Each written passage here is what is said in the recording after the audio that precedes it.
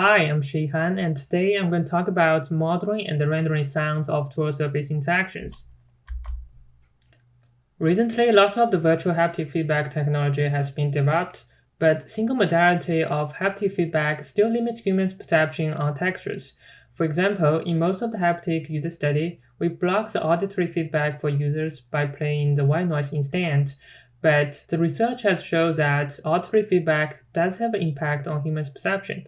So in this work, we proposed a data-driven method of modeling and rendering touch-produced sounds based on users' motion by a statistical learning approach. Now let's take a look at how it works. First, recording.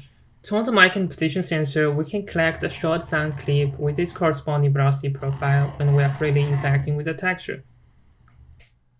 Second, segmentation. Once we got the sound clip, we can use a genetic algorithm to find the stationary segments and label them with the average velocity in this period. For each segment, we uniformly separate them into some small windows, and for each small window, this is going to be the minimum unit of our modeling process. Next, modeling. For each window, by the fast wavelet transform, we can get the wavelet representation of the signal and then decompose it into a tree structure. By the breadth-first search, we can generate a new tree which has similar but not identical properties as the original tree. Based on this new tree, we can reconstruct our wavelet and finally generate a new sound window by the inverse wavelet transform. And this is how we model and synthesize a sound window. For rendering, when users are dragging the tool on a smooth surface, we use users' motion to search the closest velocity in the dataset, and then find the corresponding segment, and finally we run through the modeling process.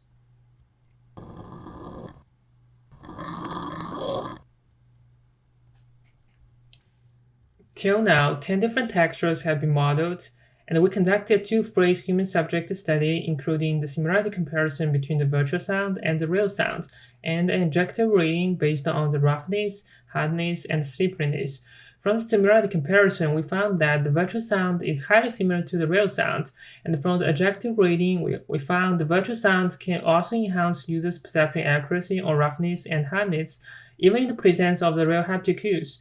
And we also get the conclusion like the sound may help more in the perception of rough texture than that of the smooth texture.